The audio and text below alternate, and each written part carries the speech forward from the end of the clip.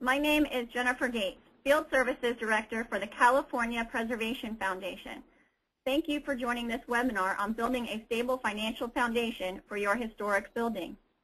The format for today's webinar will include an hour presentation followed by time for questions and answers. There is a toolbar on the right side of your screen. If you have a question at any time during the presentation, please type it in the box and we will either reply to you or hold the question until the end for the panelists to answer. Please also at this time, under the Audio tab, select if you are listening through the telephone or speakers.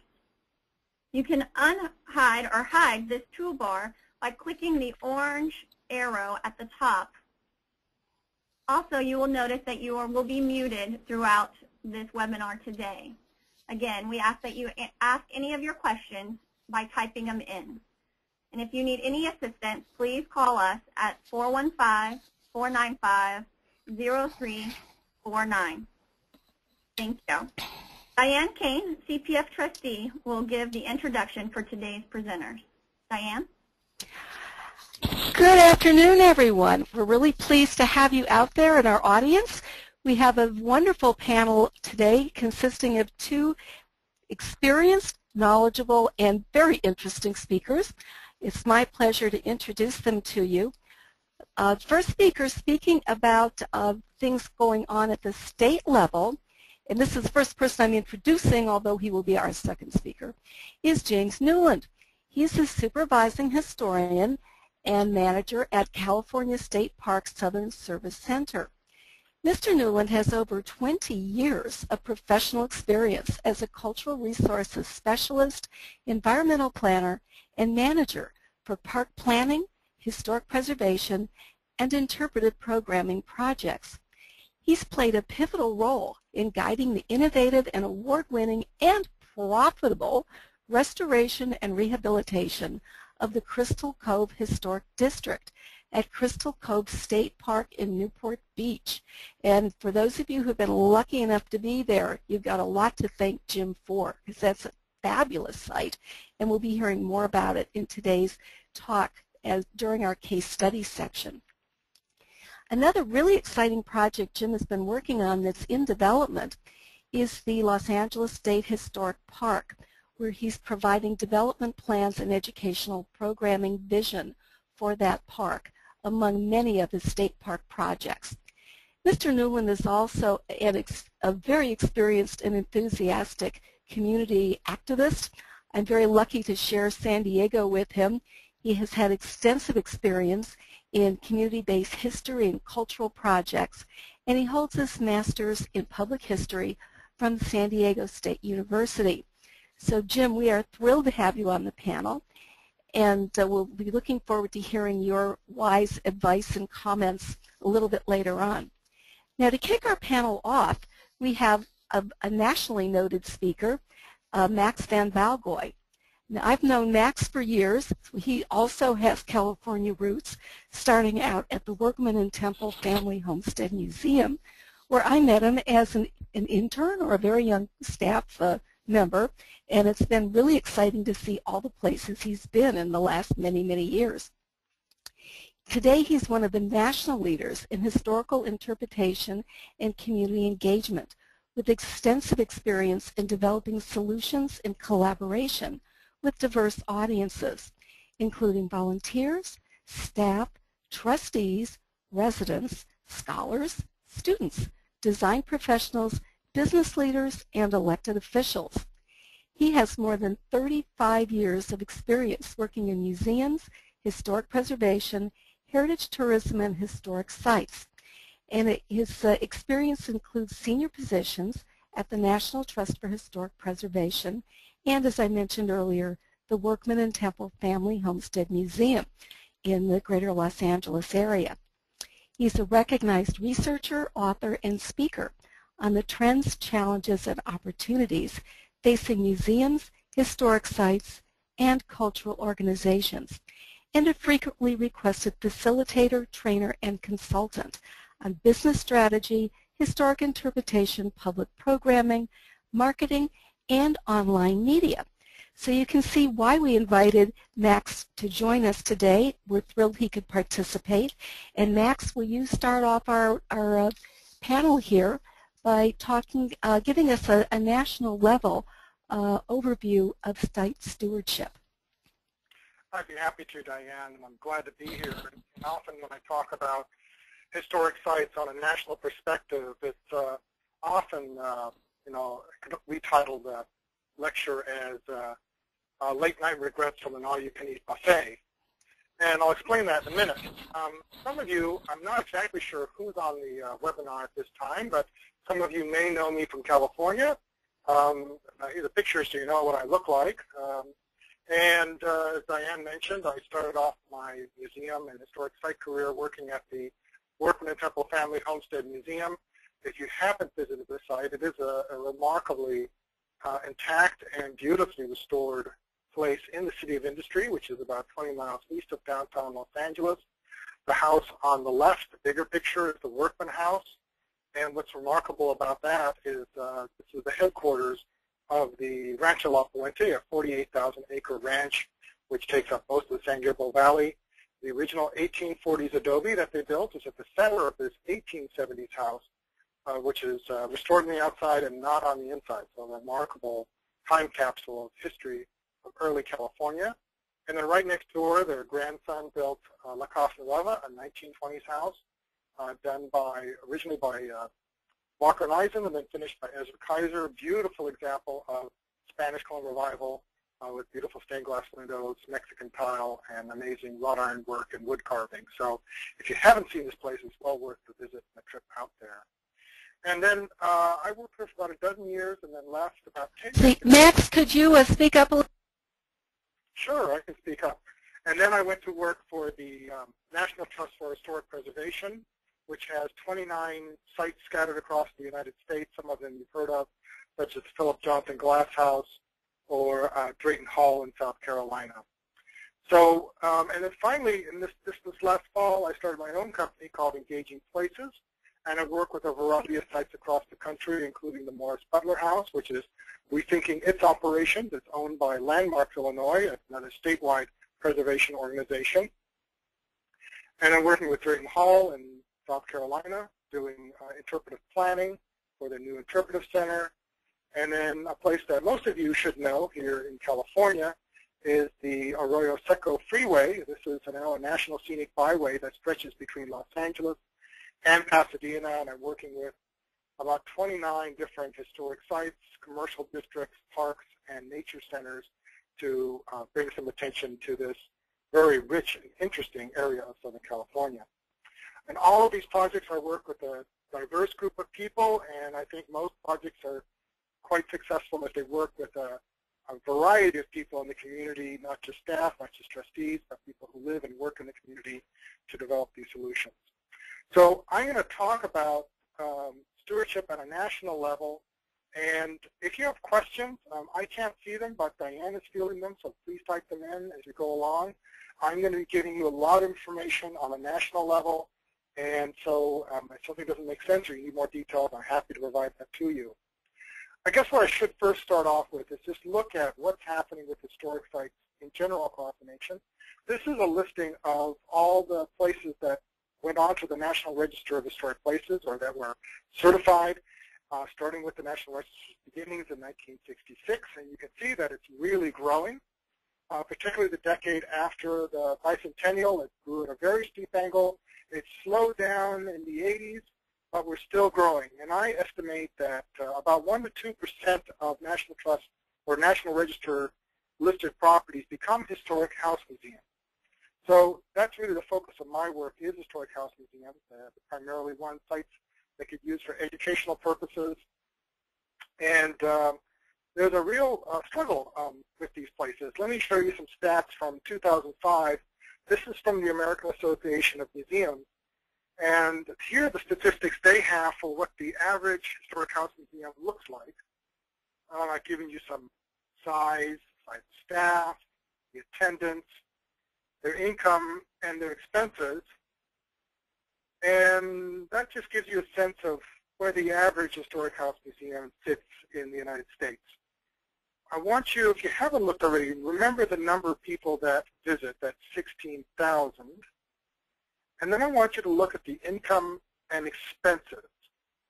And you may notice there's a problem in that they have more expenses than income. It's not a big deal, but it's something to notice that they're spending more money than they're taking in.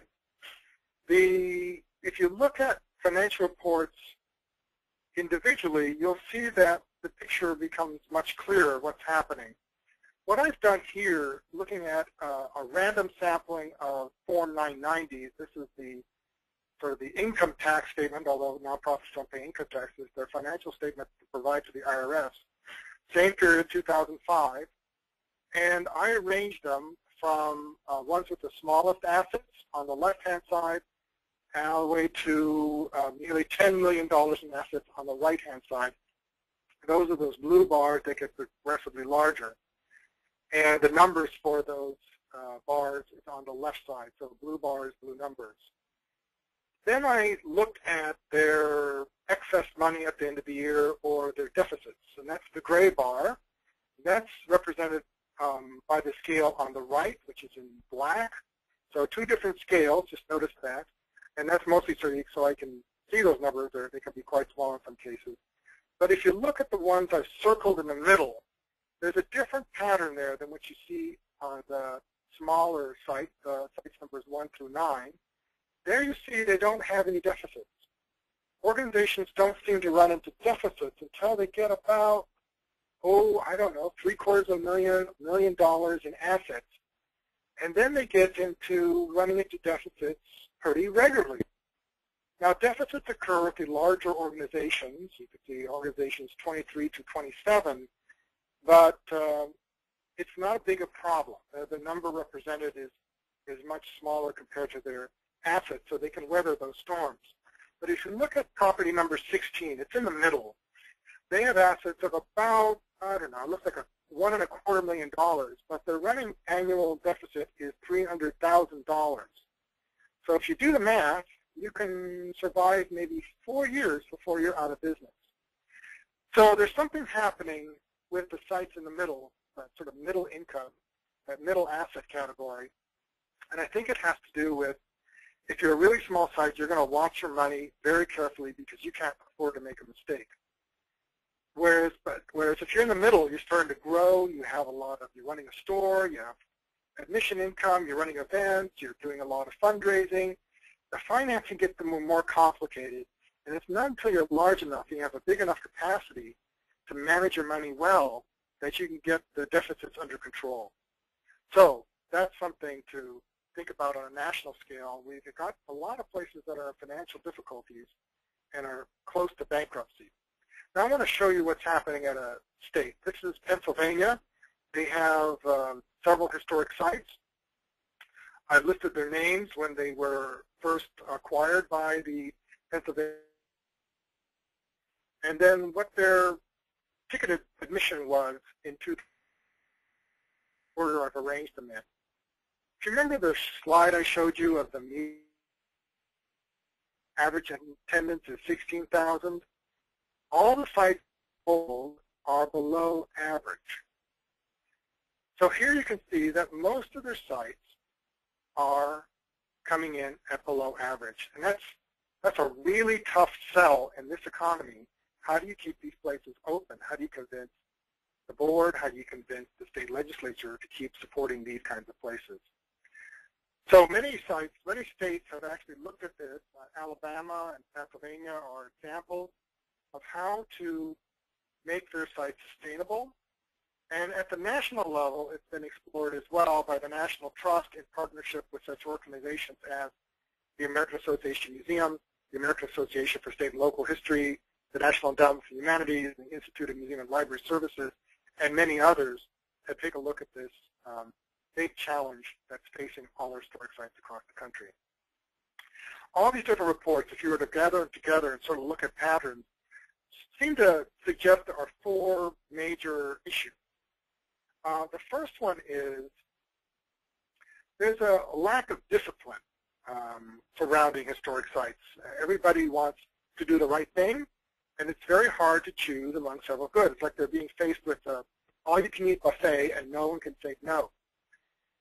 So that's one really difficult challenge we have to overcome. No one wants to make the hard decision to close the site, to reduce hours, or to change direction without getting into conflict. The second major area of challenge is that there's really no agreement on success.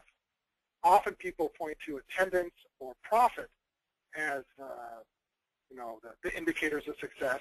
But if we're nonprofit organizations and we have a mission, should we be looking at preservation? Should we look at issues of relevance to the community? What about the impact that it has on people?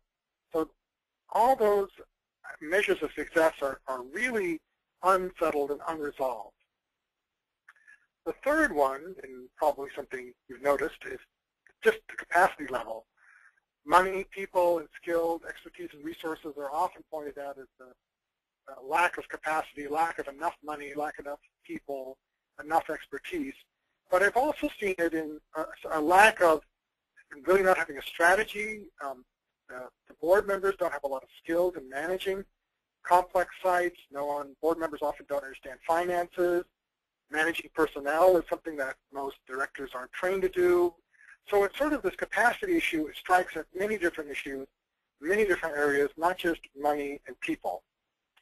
And often as a result of not having sufficient capacity, people look at different models of operation. And so I want to talk a little bit about the different stewardship models, that is, different ways that you can either own or operate a place. And there's really only 4 choices. So here's the matrix.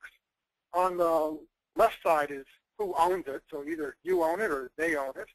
And then there's 2 options for who manages it, either you or them. So for example, in box A, that would represent you owning it and you're managing it. And most people who are in box A are trying to get something to move, their site to move into boxes C or B or maybe even D. Let them manage it, let them operate it. The National Trust has experimented with different stewardship models for at least 30 years, if not longer. They have modeled sites that fall into every one of these categories, A, B, C, and D, and none of them work ideally. They're all difficult situations. And part of the problem is that I sort of listed them from my experience of what I've seen. There's a lot of them here, but probably the two that I see often doom a place is the first one and the last one.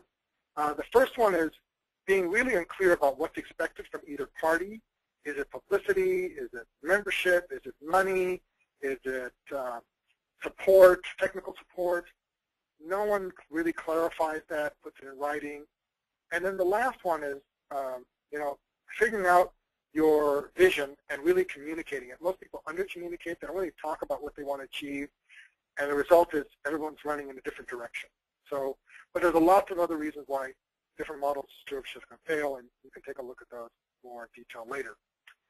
And then finally, the last challenge, not the last, but also major challenge, is that most people think that preservation, historic sites, history, the arts are all luxuries. They're not an essential part of our life.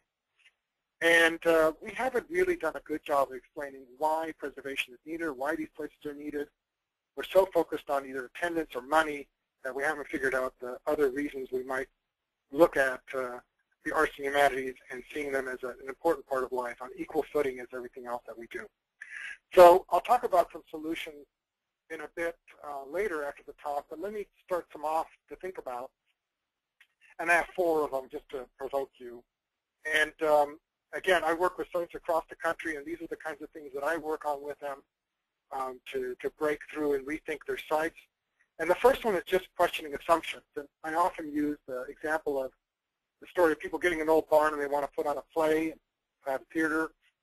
The same thing often happens with historic sites.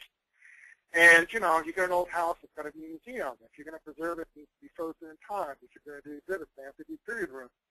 If you're going to have visitors, they're going to be guided tours. If you're going to have guides, they're going to be costumes.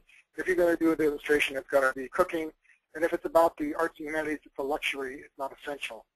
I'd like us to question all of those assumptions and rethink them in order to start fresh and look at places anew and figure out how they are making these places more relevant to people and the communities that surround them. The second thing I'd suggest is that we need to clarify. And often I work with sites and just start with a very simple question. What does a feeler do as a result of their visit to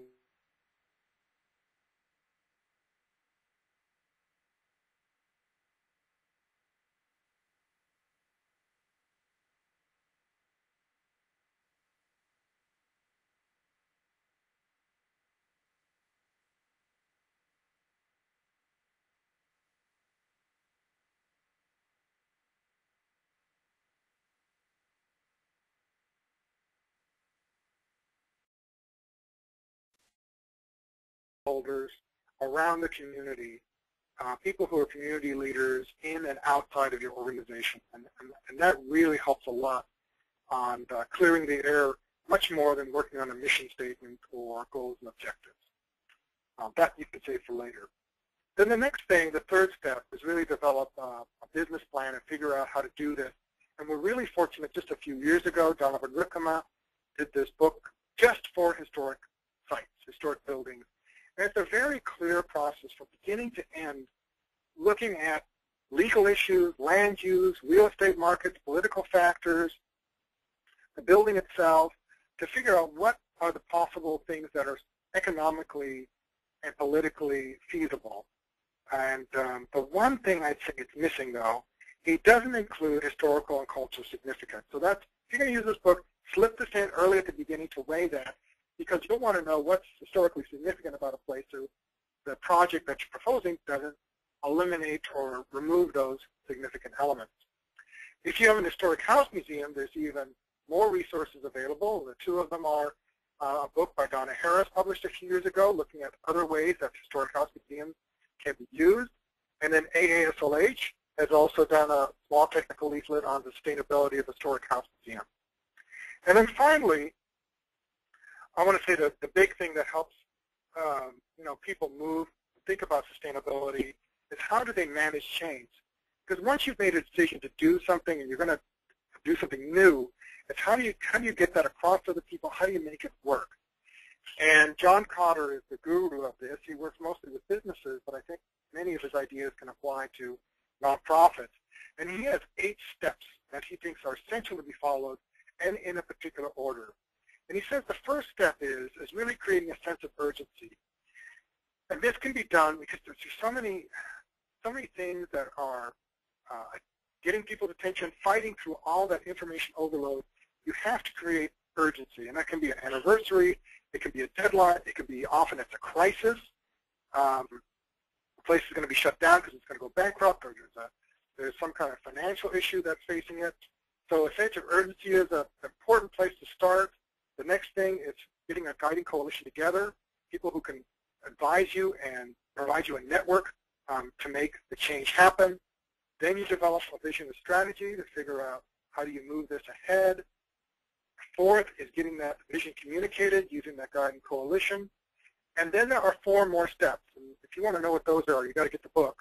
But these first 4 are the most important, and again, the order is essential. So if you're not familiar with John Cotter, I think he's a great person to follow in terms of thinking about change.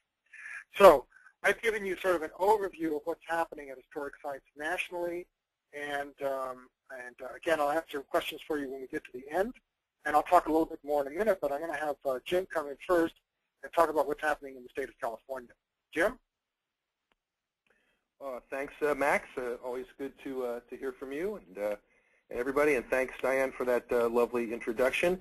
I'm going to tell you a story that's probably very close to home. I suspect most of you are Californians and recognize that the state of California is not particularly doing too well, especially the state government, in the way of budgets, and that we're looking at some pretty major economic challenges in the way that we fund the state, and there's some sort of structural issues there that are hopefully being addressed these days. And to give you an example, I'm going to use the State Parks Department as sort of my example of what's going on right now. And so probably many of you have heard that we're taking another pretty big cut. I mean, I've been with the department now 16 years. every single year our funding source has gone down over that time period. To give you an example, in 1979-80, the department had about 91% of its income coming from the general fund. In the proposed budget that is coming forward for the next fiscal year, we would have 29% of our budget coming from that. So over the years, we've been able to sort of scrap and make it happen and tape things up and all that to make it go. But as you probably all heard, with this pending cut, the department, which has 281 state park units, and that's the largest state park system in the country, it was determined that with the low number of staffing and funding that we would have to put 70 of our parks into caretaker status and basically close them to public use. That's nearly a quarter of the whole system. And interesting enough to think about that then is the fact that within our state park system we have state beaches, off-road vehicle areas, and we have state historic parks. And we have 52 state historic parks. And we are, of course, the only state agency with the preservation of cultural and historical resources in its mission, along with natural resource preservation and recreation. So that's nearly 20% of our system is state historic parks, and we certainly have historical resources in other types of units. But those are the parks that are established, and their purpose is solely to preserve and benefit, the cultural resources that are within them. Many of them are historic properties and house museum type sites in the system. So that's nearly a fifth of the system is just in historic sites. But when we look at the 70 parks that are on that closure list, nearly a third of the parks on the list and half of the state historic parks in the system, 25, are on that list. So there's half of the state historic parks are on the closure list. And before you go, taking shots at some of my colleagues who had to do this unfortunate task of creating this list, they were given the criteria of looking at visitation numbers, revenue numbers, and the actual physical ability to close these park units as sort of the determiners of how to get on the list. And once they did that list, they recognized that with those 70 park closures, including half of the state historic parks, we would still be getting 92% of our current attendance would still not be affected, nor would 94% of our revenue be affected. So basically the summation of that is you can close half of the state historic parks in the system and have nearly no effect on service or revenue losses. So for those of us in the system who work on cultural resources, this is a tough thing because those who are not familiar with cultural resources look at it, and we're, of course, under a lot of pressure to operate like a business these days, quote unquote, and I'll get into that in a minute. But it clearly comes to the conclusion to most folks who are outside of it that historic properties are liabilities. They do not provide a large number in attendance and or revenue to us. And that's pretty challenging in the fact that because of that over the years, a lot of times it's because they haven't been given the resources as things got tighter. Because on the opposite side of it, the foremost revenue-producing state parks systems is the Asilomar Conference Grounds in Pacific Grove, the Old Town San Diego State Historic Park here in San Diego, Hearst Castle Monument up in San Simeon, and the Crystal Cove State Park in Newport Beach, Orange County. And there's only one thing in common for those four parks. I mean, we have one state beach, two historic parks, and a state park. And the only thing that they have in common is that they're all in the National Register of Historic Places, that cultural resource connection. So what's the problem here? How come those can be the four, and they all gross through our concession operations in the millions of dollars a year, where our other parks, many of their historic parks don't even have a single permanent full-time staff person assigned to them. They're ran by a ranger who also watches a couple of the parks and a couple of seasonal aides or something. So it's really tough to see that balance. And the pressure, of course, then is on us to be operating like a business. And we hear this from the legislature all the time about how come we're not running this like a business. And in reality, of course, we are a business, just like you at a historic site are a business, but you're a non-for-profit business. You have a different goal at the end, not just to cash in for your shareholders, but to meet that educational and preservation mission. And so we need to operate like a business, but a non-for-profit business. And certainly, as you all know, non-for-profit businesses need revenue. They just don't need to take it just to make profit, and that's the difference. And so that's really where we have to turn around and try to find that balance between the mission and creating revenue to keep you around to do that business and meet that mission. So those are some of the things that are really challenging, certainly is for us and how we look at state parks and in trying to figure out ways to keep these parks open. And we're in the process of trying to partnerships as many as we can to keep them open to the public, not just in caretaker status. We're looking at ways to challenge those traditional models, sort of as Max was relating to. And I think it's something that we all look at. I mean, we've all heard it, whether it's our board of trustees or a county supervisor or a state legislature who says, you know, you got to run this like a business. What are you doing to try to make some money out of this? And part of it is challenging, as Max also alluded to, that traditional models of what historic property is about and what people think they're about. You know, you hear things like house museums, quote unquote, the tombs of history, and sort of those perceptions that that's the place where you go to learn about dead people. You know, what's going on over there? I've been there once. I saw the vignette. I don't need to go back. All those kind of perceptions that are challenges. And so we seem to challenge sort of that perception of, well, what can we do? Is there more to elicit and educate people about the history and the significance of these properties and the communities they're in a way that's beyond the typical standard, let's do a house museum with some vignettes in it. And certainly the other side of it is the way we've sort of gotten to treating our properties like artifacts.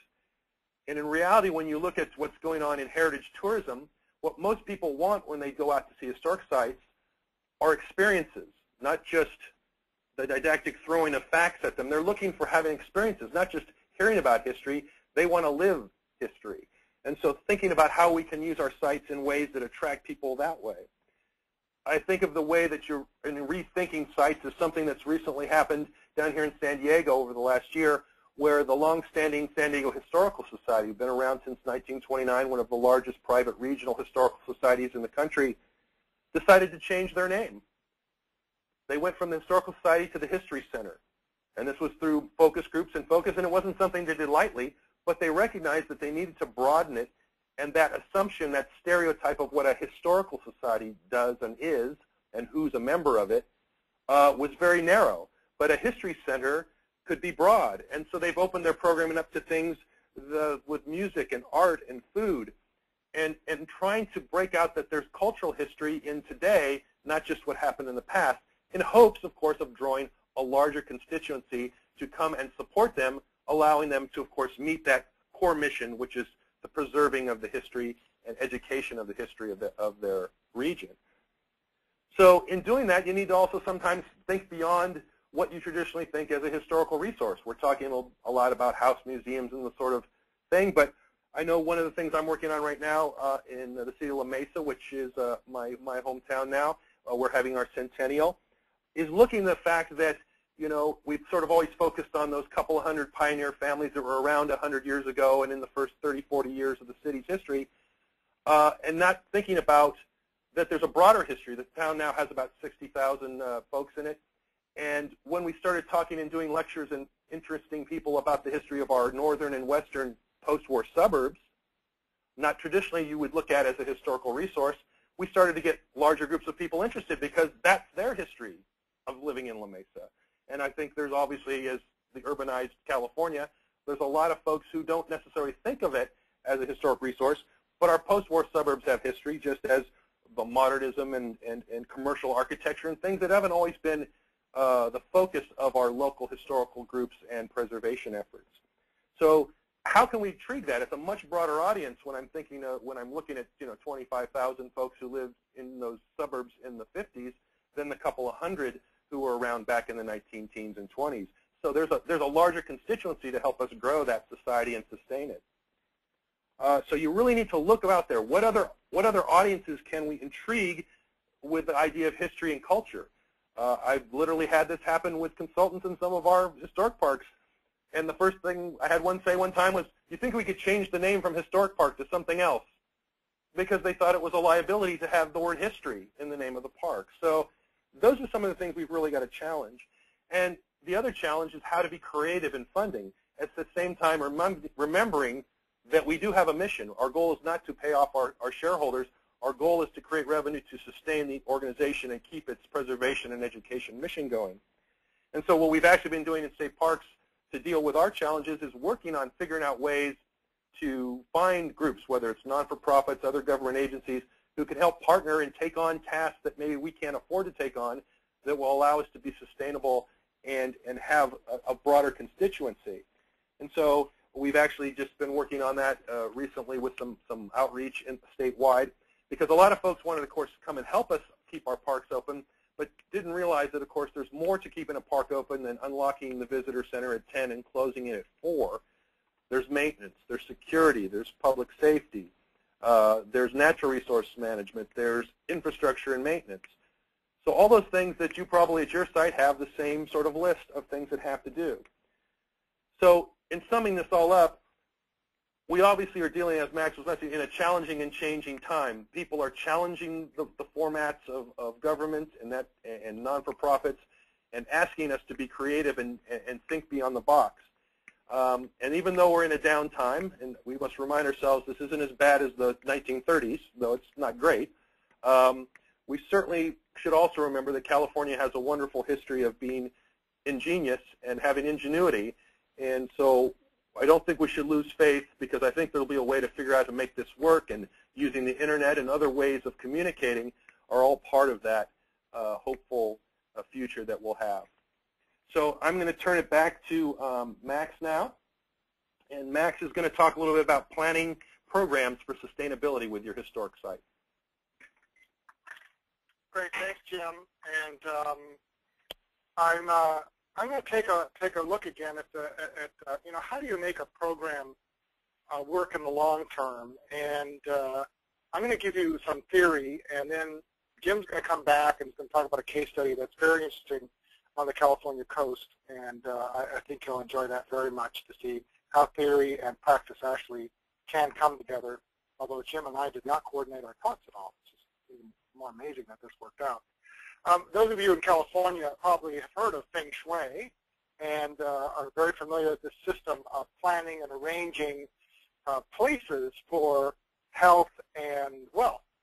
And some of you may believe this, and some of you may be skeptical, but I think in general, if you talk to people, they may not believe in this at all, but if you watch them, you'll see that they actually do believe that historic places, or places in general, do matter and can change your experience and emotion. So here, for example, this is in Santa Monica. There's a family posing in front of this dinosaur topiary thing on the mall there, and they're capturing that moment by having their picture taken together. Taking their picture in a place that they find fun, inspirational, something to remember. Here's another family, this time in South Pasadena. They're in a historic soda fountain, having a great time. Different generations together, again, at a place that's special to them and is going to give them a memory that they can carry with them. And then finally, here's the third place to demonstrate this. A young couple there on the pier, Santa Monica. This is a wonderful place for them. This is something that they went here to enjoy. And so places can be remarkable and change people's lives and make them special places. And often you get people coming in, they think it's very easy. All you need to do is maybe get some trash cans and some benches, some public art, and have a festival or a farmer's market, and suddenly you've got a special place. I don't think it's that easy. If you think about Fred and Ginger, their dancing is amazing when you see them on film, but there's a lot of hard work that goes in beforehand. So I want to sort of unpack the hard work that goes into making a place sustainable and really matters in the long term. And I often see that there are three parts to this. The first part, because we're dealing with historic sites, historic places, is looking at what the site offers. Then you need to know what visitors want. And then finally think about communication strategies. How can you communicate what you offer, what you have to give, and to an audience to connect to the things that they want? And I'm going to simplify this even more by just simply calling each of these by different names, looking at the content of your site, the audience, and the methods, and trying to find that place in the middle where they intersect, where the star is on the screen. pulling that together, figuring that out, is often called an interpretive plan or a visitor experience plan, maybe even a business plan. But those are the three pieces we need to play with and then figure out how they go together to succeed. And I know often when I talk about planning, people just sort of roll their eyes because they have enough of these plans on their walls. I want to show you a study done by it's recently published in the Harvard Business Review. I don't know if you saw this. This is the growth of companies. They depend on how many initiatives they have, so how many projects they have going. And at the bottom you see 1 to 3 priorities, 4 to 6, 7 to 10. That's how many priorities they have. And if it's green, so if you have 1 to 3 priorities, 44% of the organizations or the businesses with just 1 to 3 priorities are operating at revenue above the average of industry in their field. Yellow means they're right at average, and red means they're below average. If you'll notice that the green section, the more priorities you have, the smaller it gets, and the more your performance goes down. You're performing below average. And in fact, if you start getting to 7, 10 to 10 priorities, it's equal to, roughly to, what you get if you have no priorities at all. So the goal is, planning is really to get you to set priorities and to set directions and focus more than anything else. And the smaller you can get down to, the more you can achieve and the better you'll do. It's often very hard, especially those of us who work in nonprofits and we're doing good work. It's hard to choose among goods, but I think we have to do more of that. One way of tackling this is, Jim talked about it earlier, balancing mission and money. And I use this chart often to help me figure out how do I balance one against the other. So if a project that you have has high mission, but doesn't attract a lot of resources, doesn't attract money, a lot of supporters, that's a good hard thing to do. It's a nice thing to do, but it's not going to maybe be sustainable. If you're at the dollar sign quadrant, that's where you're attracting a lot of money, but it's not really mission related. That's nice, that's great, you're making money, but the best thing is to somehow take those items that they fall in those two boxes and get them into the box with the star, which is high on mission and high on attracting resources. And again, the word I use here is attracting resources. It's not profit, but it can also be attracting donors, attracting members, attracting political support, any of those things that are going to attract resources to the organization and to the site. What you really don't want to be is in the box with a lightning bolt, low on mission and low on attracting resources. And believe it or not, I find a lot of places, once they've done this sort of evaluation with the programs they offer, there are a surprising number that fit into the lightning bolt blocks. They think it's supposed to be a fundraiser, and it's really not raising any money. It has nothing to do with the mission. It's just sort of something fun that the board wanted to do.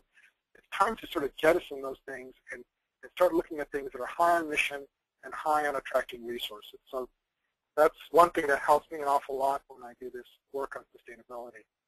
The second thing what I suggested looking at making places sustainable is to think pretty broadly, because the people who visit our site think broadly. They don't split off an experience into little pieces. They see it holistically. So often we think about, does the experience begin at the front desk, or does it begin at the front door once people park?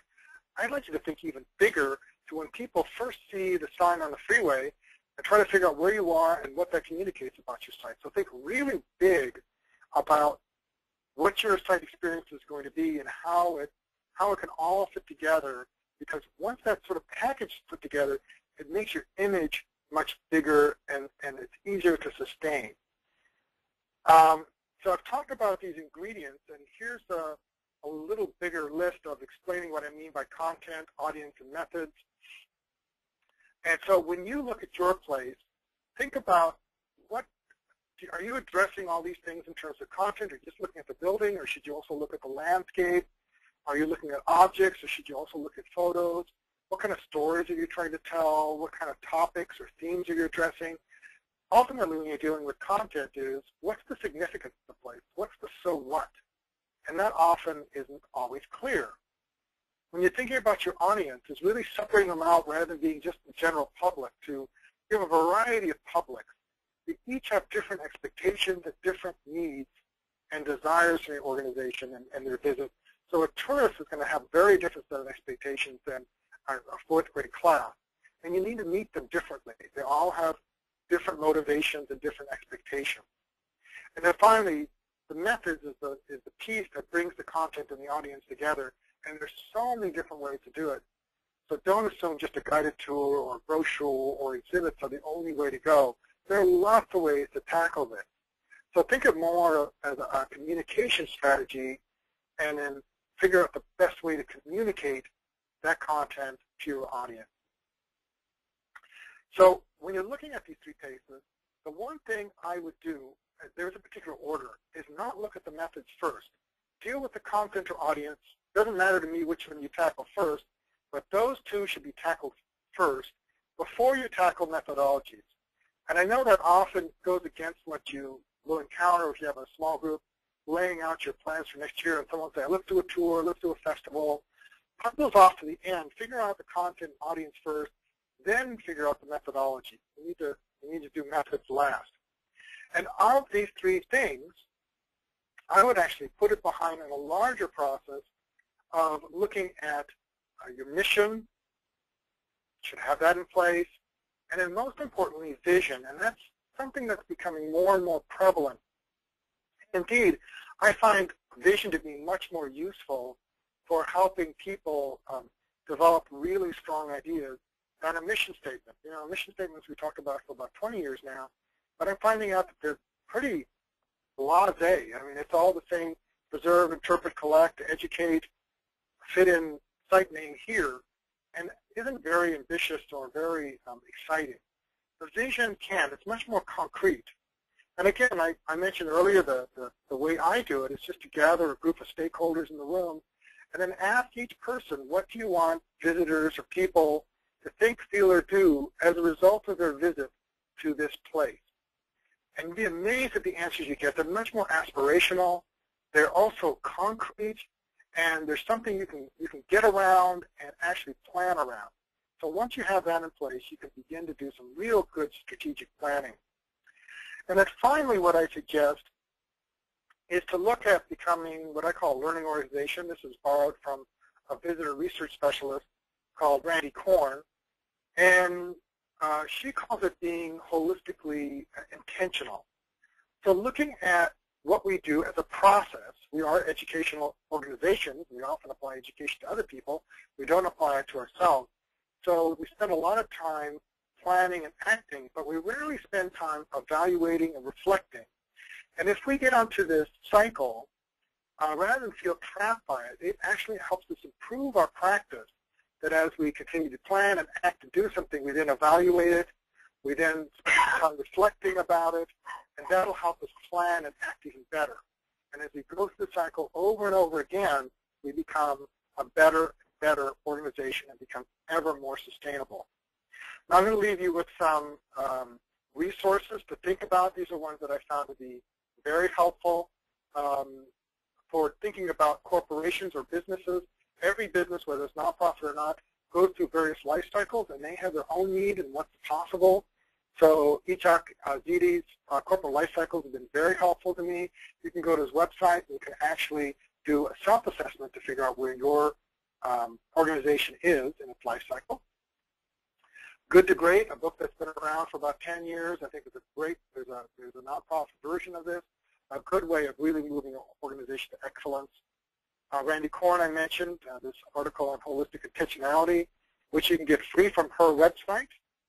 And then for those of you who have historic sites that are for educational purposes, such as the Historic House Museum, the Standards and Excellence Program for History Organizations by the ASLH is a great sort of a workbook that you go through with the group, either volunteers, your board, or staff, to really move ahead and improve your practice.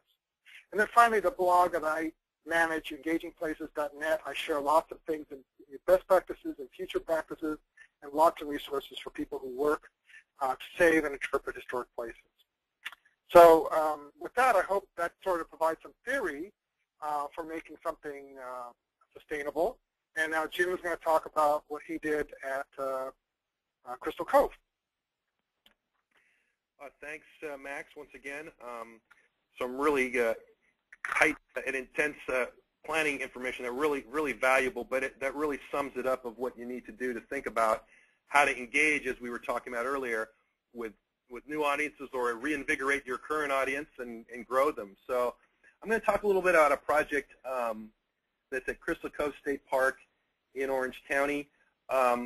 It's sort of a fun little project in many ways. The history of Crystal Cove State Park, it's been a state park since 1979, but the district goes back into the mid-1920s. This was a stretch of coast that was owned by the Irvine Company. It's between basically Newport Beach and Laguna Beach. Wonderful, beautiful, pristine, couple of miles of beachfront there. And at the mouth of Los Trancos Creek, starting in the mid-20s, the Irvine Company allowed some folks to go down there, some of their friends and employees to go down there and start pitching tents and hanging out for the summer there on the beach. And so people started building little cottages, and that sort of expanded into some interest from some movie makers as well, who started planting tropical plants and things to try to make the thing look like a South Sea sort of atoll out in the South Pacific. And the folks started decorating their little cabins, and eventually it would grow by the 30s into about 46 private cabins, plus during the summer about another 15 to 25 tent cabins that would be put up on the beach there, and in fact creating a little summer vacation beach community at this beach. Over the years, the rest of the area around it developed, and in the mid-70s, the Irvine Company was looking to finalize their development plans for this sort of last big piece of their property there in Orange County, and sort of made a deal with some of the environmental groups in the state to sell about 2,500 acres of that beachfront and a little bit up of Morro Canyon into the backcountry. It's for a state park. And at the time in 1979, this was the most expensive piece of property the state park system had purchased. Spent $32 million in 1979 to purchase this park. In the meantime, of course, there were still these 46 leaseholders who lived in the historic district, as well as a trailer park down at the Morro Canyon with about another 300 lessees, that sort of put some challenges to the state park system in managing the property. They worked through a general plan over a couple of years and came up with the idea of finding a way to save the property. The historic district actually had already been put on the National Register when the concerns of selling the property came up in the mid-70s.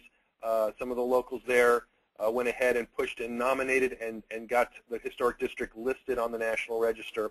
So it was already a National Register property before state parks purchased it.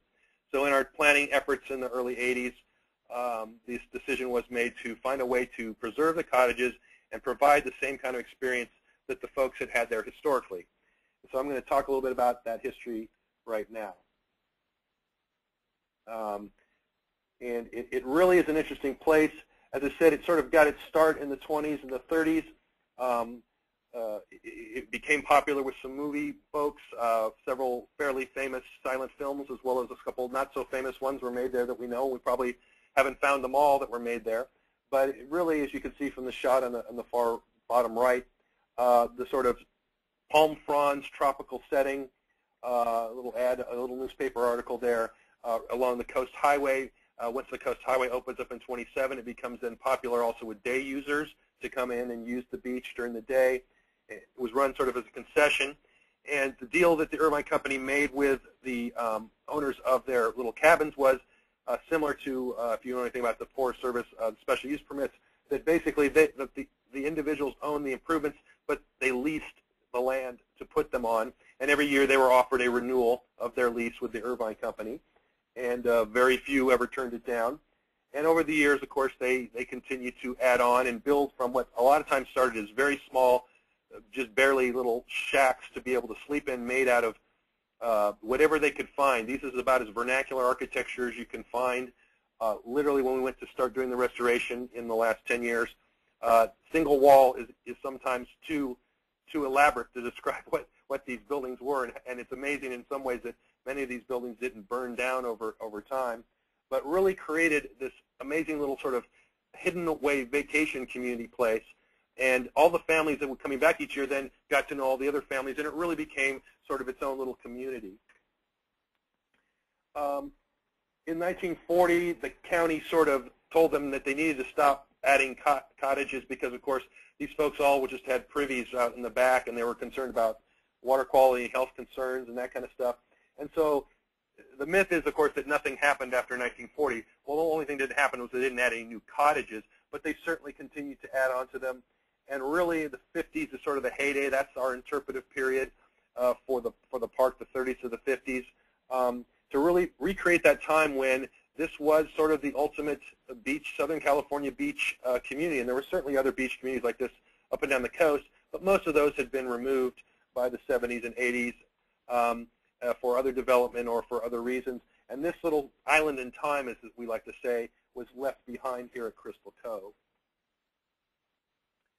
So when you look at some of those photos, you can really see that sort of it's very much a family place, and we really recognize that this family community spirit was part of what was historical about it. Why, even though we had a tough time with the folks who had to leave, and obviously if you had a rental there, you certainly didn't want to leave.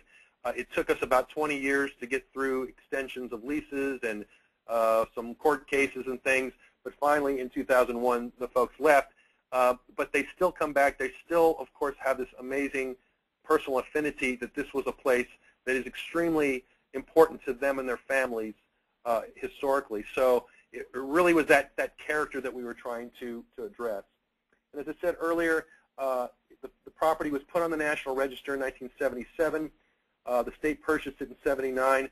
We created that general plan back in 1982, even though we didn't have any money to implement it. And so at the time, then, an agreement was made to extend the leases for 20 years. And after a few wranglings, finally in July of 2001, the folks moved out. That's when at State Parks we really sort of came in and started to figure out what we were going to do. We timed it well in that we had a recent bond, park bond had passed, and so we had money to move forward to try to renovate and follow through on the general plan, which suggested that we allow people to rent out these historic properties. And that's something very different for us in state parks. You know, normally we spend a great deal of money in preserving a site and putting period furnishings in it and giving you vignettes and wonderful interpretive programs. And as I like to say, sort of put the velvet ropes up. And you don't get to, you know, touch it per se. Sort of if you've ever been to one of those wonderful, you know, big mansions in Europe, you're not allowed, you have to walk on the little carpet with the velvet ropes on both sides. And sort of like the traditional model. But we thought differently. We really wanted to make sure people could have those same kind of experiences. And interestingly enough, in the folks who had been the historic families who were there, they also wanted people to have that experience. Their thought, I mean, a few of them were a little concerned early on, but most of them come around to realize that those wonderful experiences that they had with their families growing up and spending summers there was the thing that they thought the public should have now that it's a state park. And so we were really focused on trying to create as an authentic experience we could, and at the same time be as authentic in our preservation and meet all our Secretary of Interior standards and put period furnishings in these so that we could give them as authentic an experience as we could afford to. And so this really was something a little different for us in state parks and in preservation. And after doing an extensive public use and preservation plan that was approved through the public as well as of our State Park Commission, we began moving on restoration. And as you can see, we had to tear some of these things to the bones to try to make them meet all our current codes and be safe enough to put humans in them to sleep overnight. We ended up putting in sprinkler systems and other things, but did our best to hide them when we could. And really, in a couple cases, we actually had to nearly reconstruct the building. Once we got into them, we had one cottage 1, which was on the beach, that we realized after we took it apart, we thought it had a foundation, but in reality it didn't. It was literally built on the sand with a couple of sleepers that were now dust. So in that case, we had to literally take all of the siding interior, all the features, the details, mark them, take them apart, in effect build a new structure underneath, and then reattach all that character-defining detail to recreate them. And in effect, most people don't realize that in the case, a lot of this is still single-wall construction with some really innovative structural engineering and safety efforts so that folks can get up there and use them. and that's really was a challenge for us. And it was about $14 million it cost the state money to do that. In the meantime, of course, we're not really in the business of operating overnight accommodations or high-end restaurants, which was what we thought we could do to create some money to fund the rest of it. And in 2005, we put out a concession contract, which luckily enough, our cooperating association created a for-profit arm to run that business, won the concession, and it's turned out pretty well. We worked with them then to furnish the cottages as well as create a really wonderful restaurant there. You see the shot there on the right at the blue building. That big deck is a restaurant now called the Beachcomber that is grossing about $4 million a year for us, as well as the overnight stay, of which we have, of the 46 cottages, we now have about 27 of them that are completed, of which 16 are overnight accommodations, 2 are dorms, or you can just rent a room, and we're at about a 99.9% occupancy rate, and that's grossing about $4 million right now as well. And how we were creative in this is not only because we didn't know that it was going to be that successful. We hoped it would be. But what we set up in that contract was then that the concessionaire was to then raise the funds for the rest of the restoration. And so after opening in summer of 2006, they moved forward, and because of the success and the popularity, we're able to raise approximately $5.5 million to do phase 2, which we're wrapping up right now, which has opened up a few more cottages. And just to give you an example, we put the last one up for rent last Friday, and within 5 minutes of going on our reservation system, it was booked for the full 7 months. And I'm sure someone will probably ask me how to get a cottage. It's luck and a lot of watching for cancellations mostly, but I'll get into that later if we need to. But the key was really creating that experience, and we've put little diaries in each of the cottages. And I'm serious in that we tried in most cases to put in period furnishings. And in the diaries, and we were very clear, made it very conscious to not put any telephones or televisions in there. And what we're getting back in the comments from folks is that this is a real historical experience and is one of those sort of family gathering places that people are desperate to get this because it's the first time they've sat their family down without all those electronic things and actually just had a time to talk or play a game and really bring that back. And that experience is what's selling the place. And the word of mouth is out there. Like I said, every month the cottages come out 7 months later for a month's rental, and usually within 20 to 30 minutes, the entire month of the 16 cottages are booked within that hour. And it's very hard to get one, and that's why we're working on phase 3, which would cost about another $15 million, of which they're starting the campaign right now to raise the funds, which would add 17 more cottages, basically double the overnight rentals. In addition to, of course, the overnight rental program, we have the restaurant, but we also have the education program. We're working on a house museum, for better terms, but it's going to be an interactive museum on the film history that's out in Cottage 13, which some of you may recall from a film in the 80s called Beaches. That is Cottage 13, the one that Barbara Hershey has her tragic death scene in. Anyway, so we're really sort of looking at the different aspects of the history and trying to promote that. So, as I said, really has created a historical experience, and this is very different because normally you would take those period artifacts and you'd sort of have to protect them and treat them, and these aren't things that are from specifically the cottages, but they're from the periods to fit the period of our interpretive goals. Is the fact that our guy who runs the overnight cottages, and he's worked in many bed and breakfasts and other facilities throughout the state, he said basically he's never seen a place that's more respected. We've had nearly zero vandalism or destruction of our property. People who get here recognize that they are in a very special place and having a very special, and though they don't always say it, historical kind of experience. They have the feeling, they're catching that community spirit that the folks who lived here in the historic period had, and they're transferring that now to their experiences. And this is really what's drawn the attention. And so this has allowed us then to build on additional interpretive programs. So we still do some lectures and tours, and we're doing things like radio show interpretive programs, and we'll be doing some filming, presenting films and that kind of thing as well. So the programs are being supported. Excuse me, Jim, I think you just moved your mic. I did? Yeah, can you speak into your headset a bit? You still there? Yeah, that's better. Okay, sorry. So anyway, sorry about that. So we really are making new history. This will give you a couple shots of interior of what it looked like in the historic period and what it looks like. On the bottom right there is today's furnished cottage. You know, each has a theme and each has sort of its own personality, which makes folks want to get out and visit them all. Here's Cottage 27, which is the diver shack. The fellow who had owned it was known as Diver, and so here's just another example of these cottages that are really become extremely popular and profitable, and in supporting then all of our interpretive programming and goals here at the park.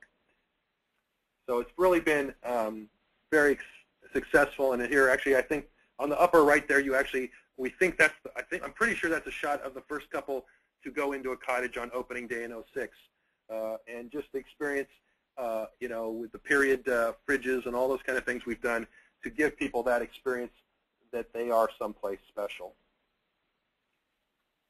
So, as I said, it's not only special in that we're having wonderful experiences, but it also has turned out to be beyond our dreams of what a successful operation could be without having to truly compromise the historical character of the property or the mission of the park. The 5.5 million second phase is really, the construction was completed. We're doing a little bit of exhibit work right now and to finish it off, but it pretty much is done. And we anticipate about a $15 to $20 million campaign to raise the funds. That is underway through our nonprofit. So for the initial investment of the state park in $14 million for phase one, we will get back $20 million in capital work to preserve and continue. The other part of it is, out of that revenue, there's a dedicated amount of funds that goes to our maintenance fund. It's called the FIA fund, and that allows us, so when something breaks or we need to do some repairs or replace something, we have the money in there, and it is all budgeted in, and so it doesn't have to come out of the state's budget for us. So this has become extremely important model. And of course, as I talked earlier about some of our other historic parks, not every historic park or historic site has the ability to have overnight rentals or a really wonderful restaurant that's turning out wonderful. In fact, unfortunately, our concessionaire's restaurant here is doing great. They had one in another park that they ended up not being able to make money. It was basically the same format. So you can't cookie cutter all of this stuff, but in opening it up and trying to sort of break the traditional velvet rope technique, we think we've really hit the market that draws people. And then on top of that, then we still have the interpretive programming for those who want to know the history and really learn more about it.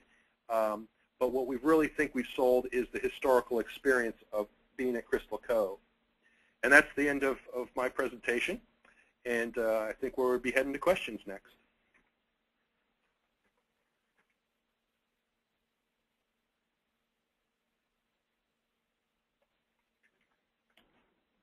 Hello? Diane?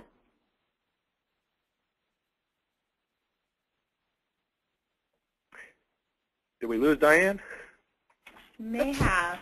No, I'm here. I had muted my mic. I'm sorry about that. Thank you so much for those really informative presentations.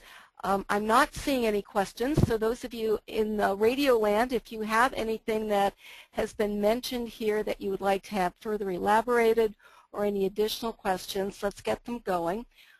What I'd like to do is to kick off a little bit of discussion to follow up on some of the themes you've mentioned.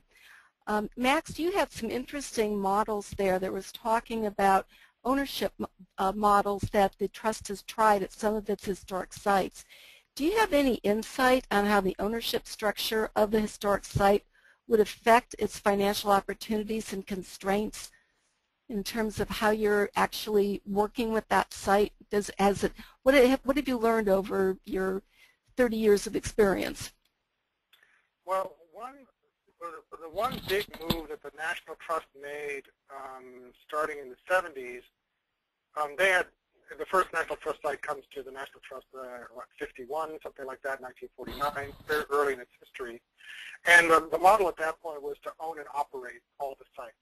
But beginning in the 1970s, they began moving sites to be operated by other nonprofit organizations. And the thinking behind that was that the site having its own board could concentrate on local fundraising and manage the site better than the National Trust could, being hundreds of miles or even thousands of miles away. And that's worked out very well for the most part, very good for the site because they have a local board that takes care of it. And we have two examples in the state of California. One is Filoli, which is managed by Filoli Center, Inc., which is in Woodside. And the other one is the Cooper Malera Adobe, which is managed by California State Parks. So we can ask Jim his side of what he thinks of this side of the equation. But it's been, I think, pretty successful. Now, where it breaks down is that there's often disputes about what are the expectations for what the National Trust will provide in terms of funding or fundraising. And sometimes there's competition for fundraising. So you may be going after the same donor or the same sources. So that's been the challenge, to coordinate them and get them to work with each other. So now, for California State Parks, what I've heard from the supervisor up there, and Jim can clarify if he knows, they've liked having the National Trust relationship, even though it's by another nonprofit, the state parks, which are in tough times right now, because it elevates the relationship with the National Trust, elevates that site among the others, and it's allowed that site to stay open and be available to the public in ways that other sites aren't.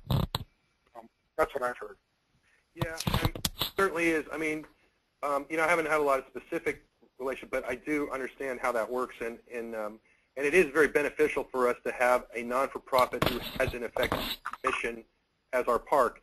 Probably our best example of a wonderful partnership, one we have in Santa Barbara at the El Presidio de Santa Barbara, which is operated by the Santa Barbara Trust for Historic Preservation. So here's a partner whose mission is the fulfillment of the general plan of the state historic. But also by being a non-for-profit, they are not constrained by the same sort of fiscal government stuff, I'll just say stuff, that we have. So that allows them to go out for grants that maybe we couldn't go after. It allows them to solicit fundraising in ways that we don't have that same ability to do. And so it's a really good, one of the best partnerships I think we have in the state park system. And even though it's not a big partnership and it's not the most money, it works out because it really allows us to fulfill the mission of that particular unit with a partner who is not, we don't have to argue that the mission is the preservation and interpretation of the Presidio. And we've worked out pretty well with Crystal Cove. I mean, it's been tough to a certain extent in that our concessionaires, who are very good business people, see all kinds of other opportunities that they could add to make it even more profitable. But there are times when we have to say, yeah, but the line, that's over the line. This is what we do at a state park, and we can't create, say, for example, a private beach club in part of the state beach. You can't force off part of a state beach for that. And yes, we could probably make a lot of money doing that, but once again, balancing that revenue and mission, and so it's those kind of things. That's the joke I always tell all the folks at the historic site. I say, well, just think about before you put the Ferris wheel in front of your historic building. Maybe you'll make some money, but is that really going to meet your mission? Is it going to allow you to do what you're trying to do, or will it become the attraction separate from what your mission's all about? And that's sort of a crass example, but to give you the, think about what it is, because you'll always get those wonderful, ingenious ideas to do things, gee, if we just sold all of the collections off, we can make lots of money. Sort of against the mission, though. And sort of, have the professional ethics side of it. So those kind of balancing things. So in this case, that partnership and the partnership at Cooper Malera is really valuable because you found that partner that matches up with you. Okay? One of the other points that you both have mentioned is the site's interpretation and how you reach out to various audiences. And you both talked about the dangers of using the velvet rope mentality when you are doing interpretation of your site. How do you keep programming fresh so you can keep people coming back and having new experiences time after time? You want me to go first? Whomever's got a snappy response. Jim, well, go ahead. I think Max showed it up with his planning. I mean, you really need to, part of it, and we get this all the time, is is don't let media drive your interpretive programming. You know, we'll always say, oh, we should put up a panel. We should do an exhibit. And what you really need to figure out is, well, what's the message and interpretive goals, and how do you create a way that is relevant to your visitors such they're going to want to come and experience it? As well as being accurate and all those other things you want in your interpretive programming, you need to be relevant. You need to be giving information that people are going to want to come and see, and it doesn't mean you still can't have vignettes and that you need to protect some of those fragile artifacts from people handling them and such. But you need to be able to get out there and figure out, well, what is it that attracts folks, and what attracts different groups, because there's lots of different ways to discuss the historical architecture of a building that might be interesting from sort of the architecture side, but to other people would be interesting as the construction, or, you know, the costs and the things that are practical about the history of the place. So from that aspect, you know, and the other side of sort of my point earlier was, what also helps is to have the means and the revenue to be able to be creative and do stuff. You know, I mentioned our smaller historic parks don't have any permanent staff. Well, of course they don't increase their revenue and their visitation because they don't have the ability to create creative and innovative programming. Yeah, and I'll add to that. One of the ways that to keep places fresh is to remember that you may be working with an historic place and you'll assume that its history never changes, but our understanding of that history changes continually.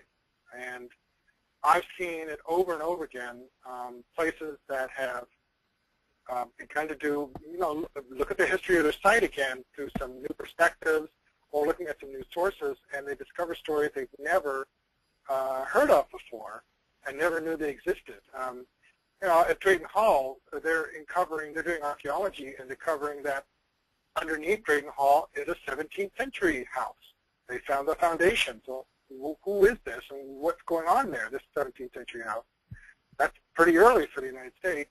And then they're looking at the 20th century history of African Americans on the site, and uncovering whole new stories about the life of African Americans as told through the people who lived at this one place. Those are all new stories that are revitalizing places and giving them new ways to share the history of the site and make it relevant. The second thing is that audiences continually change. So think about the different audiences and the way they need to be reached.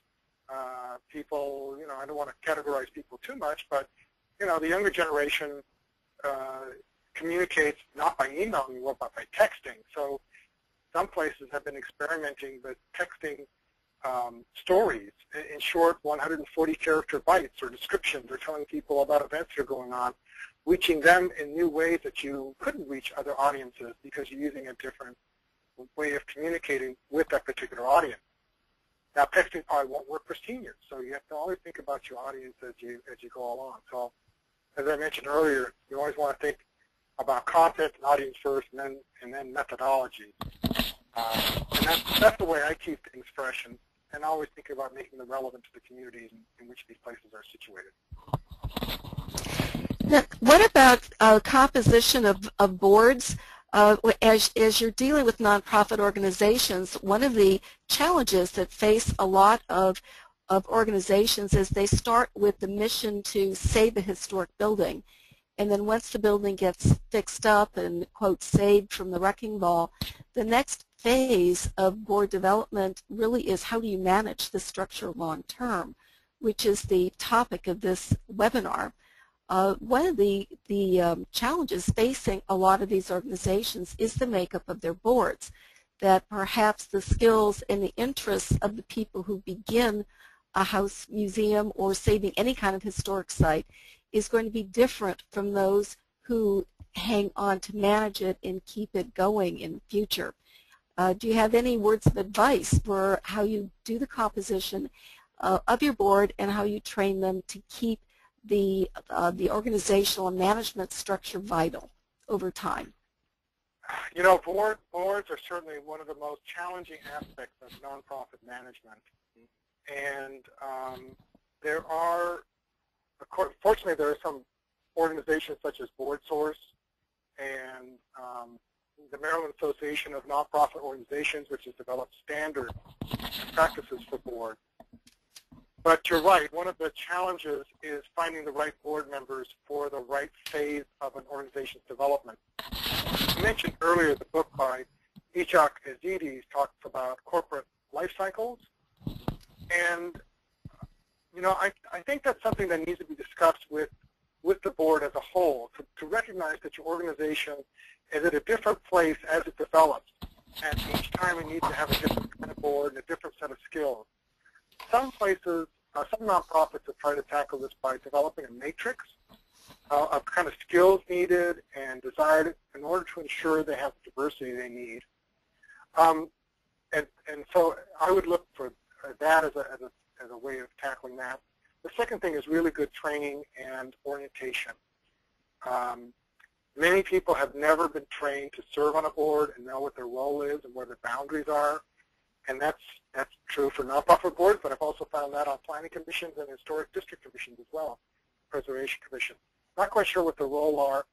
And so training is really, really important. And certainly when I've been on board, that's been the biggest help to me as a board member is to know what's my role, what are my responsibilities, and what are not my responsibilities, where should I not, in order to sort those things out. And then again, I'll mention that the life cycles, depending on where the organization is it's looking for the right skills to make those people, to find the right people to fill those slots. I would not ever, Diane, you work with lots of boards, so I'd love to get your opinion on this. If you've got a board and you know you have 30 seats, don't just fill them. Yep. I'd rather have a board that is smaller but active than a large board with a bunch of people that don't do anything. I would really agree with you there. I think one of the most successful organizational experiences I had was what I've done with most of the organizations I participated in is I start off as a volunteer to get to know the organization a little better, both the people, the mission, the structure, the roles of various people, the history, etc. And then as I become more involved, I get a little bit more, a little deeper into the organization's makeup. And as I start looking around at how the organization functions and is managed, I begin looking for people who I have commonalities with, who I can form a consensus to get the organization to move in a direction I think would be beneficial to keep it viable in the future. So what I start doing is building coalitions among my board members, and then I start working with keeping the boards going by seeking out other people who have the skills that the organization might be needing in the future to fulfill that vision. So I think it goes back to a lot of what you were talking about, that your board members need to be actively engaged, understand what the purpose and the mission of the site is, and then figure out what the right mix of people are at any particular point in time in order to serve the site where it is in that role of its cycle. So yeah, I guess I'm looking at it from the perspective of a board member as to how do you interact with other people in order to keep the organization viable, and that will keep your bottom line healthy, and that viability will also keep the site interesting to the visitors who are coming and benefiting from the actions that you're doing. So it's kind of one of the other, turning the telescope around and looking through the other end of it. But I really think getting the right people on the board and training them also is exceedingly important to keep the energy level up, to keep the organization going. Because if you don't have that active participation and energy, the whole site's going to collapse because you don't have anybody taking care of it. Now, to sort of follow up on this, how do you solicit volunteers, and what role do you see volunteers playing in site stewardship? You know, all the places I've worked at, I've treated volunteers as unpaid staff. I know other places treat them as sort of an optional person that if they show up or don't show up, it doesn't really matter. I've always treated them, volunteers, very seriously and had job descriptions written out for them. We did annual evaluations, and reviews. We provide extensive training. So all the volunteers I work with, like at the homestead, we had something like 50 or 75 volunteers. Oh my! And they were very dedicated people. Great tours and great programs. I was so proud of the people that I worked with as volunteers there. So that was just a whole approach of looking at treating them as unpaid staff. These are people with great skills and experience, and they're offering that to you for free. That's great. Now, you may always get a well-intentioned dragon among them, but I think you can work mostly with anybody and just sort of explain the goals and the rules of operation and the expectations. And most of the time, I think you succeed and do a great job. I think the California State Parks also uses volunteers quite a bit, but I think it might be handled differently depending on the park. Is that right, Jim? Yeah, I mean, volunteers are very key, and it's another one of those wonderful things. Why don't you just let volunteers run the park? Well, like you said, they're basically adjunct staff. I mean, they have to follow the rules, and they have to understand, and that just takes some effort to manage that.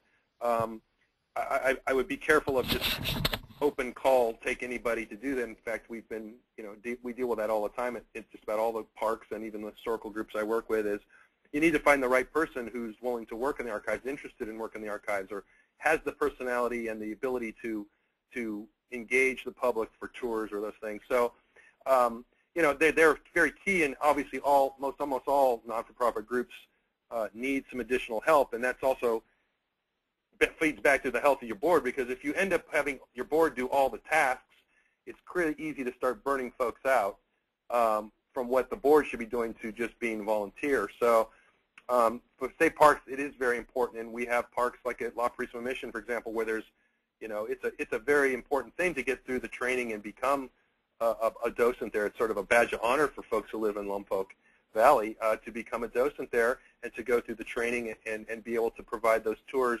to all the wonderful fourth grade kids who come, by the thousands, as well as the other visitors. So, it's certainly important, but it is also a workload, and there are times when you may have to tell certain folks, maybe this isn't the right match for you. But when you do get those folks in, then you need to be able to steward them, because obviously they aren't paid, but they do need some help and some encouragement, because that's what most folks who want to volunteer want. They want to just be involved and be thanked for their efforts in lots of ways. And so that's really the key for us. So it is a workload, though. You should never forget that you do need to have someone to help keep things in line and move forward so that they are, in fact, knowledgeable and supporting the goals of your organization. Yeah. I'll make an interesting observation since I work nationally, that the further west you go in the United States, the more likely it is that places will use volunteers. The further, and you'll call them docents often if they have tours. And the further east you go, the more likely they are to be paid, and they get to be called guides. And I'm not sure where the line is, somewhere in the Midwest, but many of the sites of the National Trust on the East Coast just do not want to use volunteers at all. Whereas on the West Coast, Filoli has 2,000 volunteers, an enormous number, and feel very comfortable with the number of volunteers they have. So there is this cultural difference between East and West in the use of volunteers and the capabilities and their role. Well, thank both of you. You've both been exceedingly experienced, knowledgeable, and helpful volunteers with this webinar, and I think we have timed out. We still have not received any questions, so I guess you've been incredibly clear to those who are listening, and I appreciate very much all of your efforts and your knowledge and your help to date, and I guess we'll close out the webinar. Well, thank you again for joining us today. I wanted to let you know that we do have a part 2 of this presentation called Nonprofit Fundraising in a Bad Economy, where Zoot Velasco will talk about how the Muckenthaler Cultural Center in Fullerton, California tripled their programs and doubled their budget in the past 3 years. So that should be a great webinar coming up March 27th at 12 o'clock. As well as in Pasadena, we'll be having a workshop all day on the Secretary of Interior Standards and it will have a facility management perspective, so how you apply the standards on a day-to-day basis at your historic site. And lastly, the California Preservation Conference is coming up first weekend of May, and registration is open right now, and early bird registration ends actually this Friday, so get your registration in. Later today, you'll receive an email with a link to a survey. We would appreciate any feedback on this webinar and recommendations for future topics. I will also send an email this week with a link to today's presentation. And we hope that you have a good rest of the afternoon, and feel free to email me if you have any questions. Thank you again, and goodbye.